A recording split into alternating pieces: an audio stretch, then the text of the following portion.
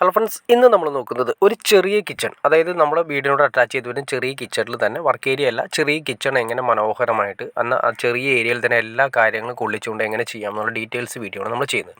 ആദ്യമേ തന്നെ കിച്ചണിലേക്ക് വരുന്ന ഡോറാണ് ഈ കാണുന്നത്. അതായത് ഒരു വെറൈറ്റി രീതിയിൽ തന്നെ കൊടുത്തിരിക്കുന്നത്, ഡബിൾ ഡോർ വരുന്ന രീതിയിൽ, ഡബിൾ ലെയറിൽ ഗ്ലാസ് വന്നിട്ട് അതിലൊരു പിക്ചർ വർക്കാണ് കൊടുത്തിരിക്കുന്നത്.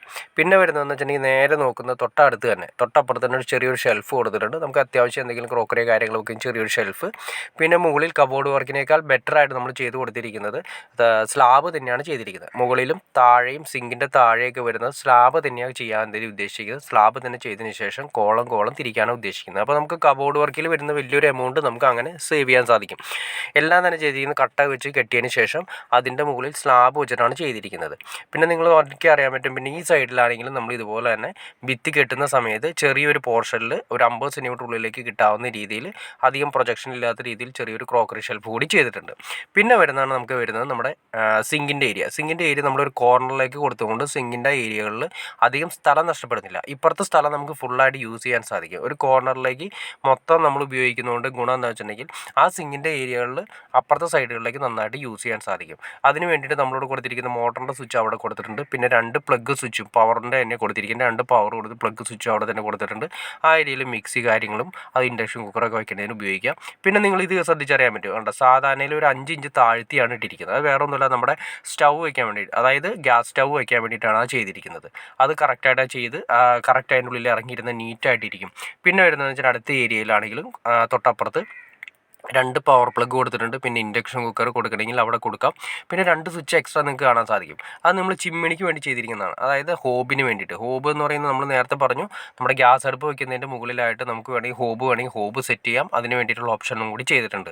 അപ്പോൾ പിന്നെ മുകളിലേക്ക് നിങ്ങൾ നോക്കി അറിയാൻ പറ്റും, സ്ലാബ് തന്നെയാണ് ചെയ്തിരിക്കുന്നത്. അതായത് നമ്മൾ എന്നത്തേക്കും മുകളിലും താഴെയും നമ്മൾ സ്ലാബിൻ്റെ സിസ്റ്റം തന്നെ സ്ലാബ് നമ്മൾ ചെയ്തിരിക്കുന്നത് 90 സെൻറ്റിമീറ്റർ ഹൈറ്റിലാണ് താഴെ ചെയ്തിരിക്കുന്നത്.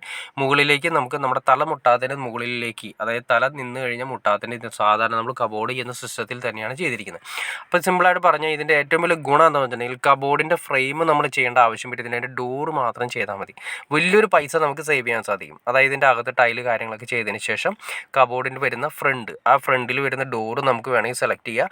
എത്ര ഡോറ്, 2 ഡോറിന് 2 ഡോറ്, 1 ഡോറിന് 1 ഡോറ്, അങ്ങനെ സെലക്ട് ചെയ്ത് കഴിഞ്ഞാൽ ആ ഒരു ഡോറിൻ്റെ എമൗണ്ട് മാത്രമേ വരുന്നുള്ളൂ. കബോർഡിൻ്റെ ഫുൾ എമൗണ്ട് നമുക്ക് വരുന്നില്ല. അതാണ് ഇതിൻ്റെ ഏറ്റവും വലിയ അട്രാക്ഷനായിട്ട് വരുന്നത്.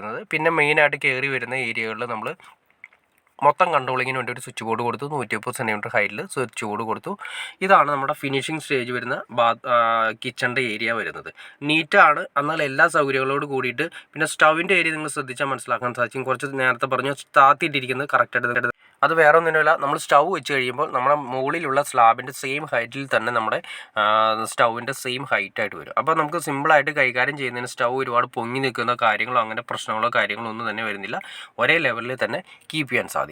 അപ്പോൾ വളരെ സിമ്പിളായിട്ട് നമുക്ക് എങ്ങനെ ഒരു കിച്ചൺ ഡിസൈൻ ചെയ്യാമെന്നും അങ്ങനെ ലോ കോസ്റ്റിൽ ചെയ്യാമെന്നും എന്നാൽ നീറ്റായിട്ട് എല്ലാ സൗകര്യങ്ങളും ചെയ്യാമെന്ന് നിങ്ങൾക്കൊരു ഐഡിയ കിട്ടിക്കാണെന്ന് വിചാരിക്കുന്നു. ഇനി എന്തെങ്കിലും ഡൗട്ട്സോ കാര്യങ്ങളോ ഉണ്ടെങ്കിൽ തീർച്ചയായിട്ടും കമൻറ്റ് ചെയ്യാൻ മടിക്കരുത്, ഷെയർ ചെയ്യാനും മടിക്കരുത്, സബ്സ്ക്രൈബ് ചെയ്യാനും മടിക്കരുത്. ഓക്കെ ഫ്രണ്ട്സ്, അടുത്ത വീഡിയോയിൽ കാണുന്നവരെ ഓക്കെ.